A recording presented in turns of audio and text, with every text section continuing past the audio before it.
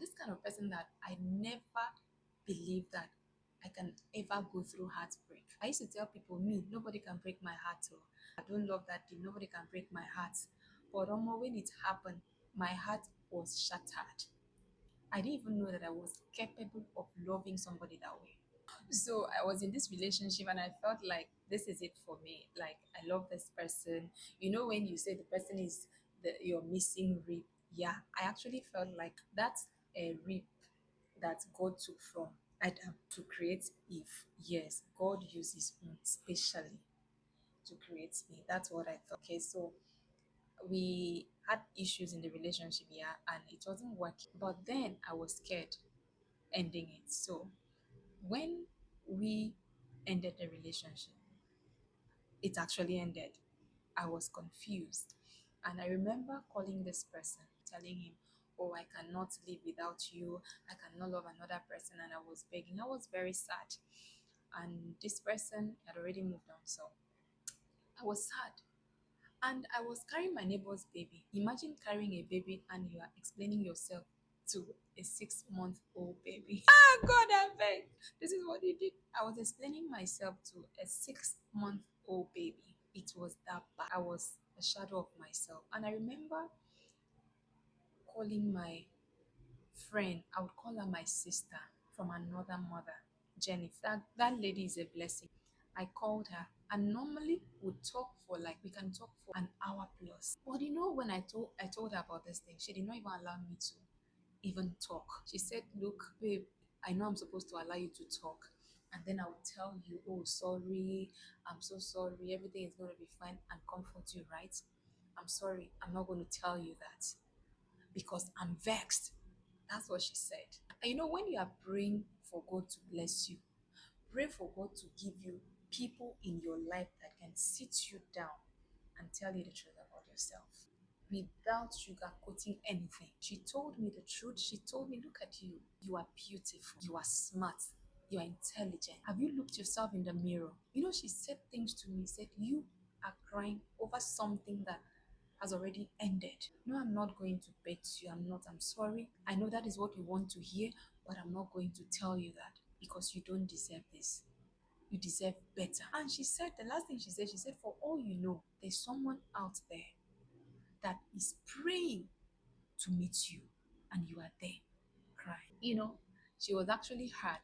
And I think those were the words that I needed to hear because they actually reset my mind. And I still remember when I called the person and I told the person, oh, I'm sorry that I'm calling you. I want to talk to you. And I talked to that person. I told him, I pray for you that you succeed. I prayed for him. I said, okay, you have moved on, you're in another relationship. I'm praying it works out for you. I'm praying you succeed. I'm praying that you are happy in that relationship. And I also told him like that. I said, look, God used words to create this earth that we are in. And I want to use words now.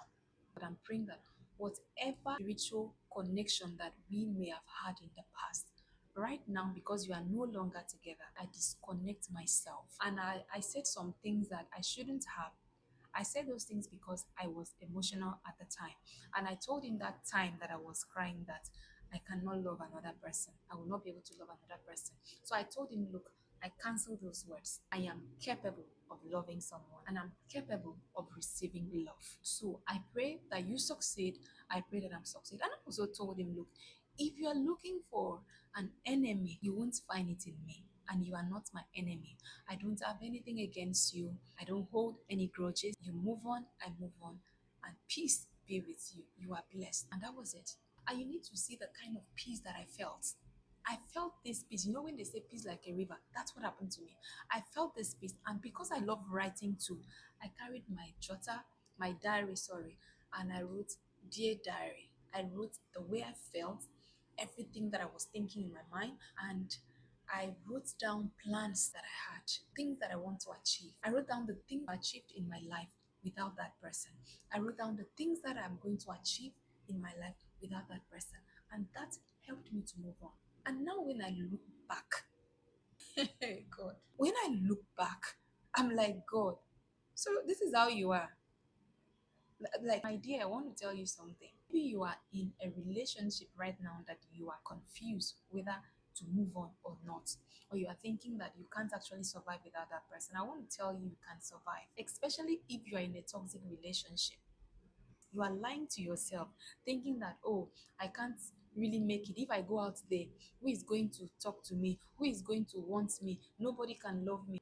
You are lying to yourself. You are capable of receiving love and loving another person. They did not bury your placenta with that person on.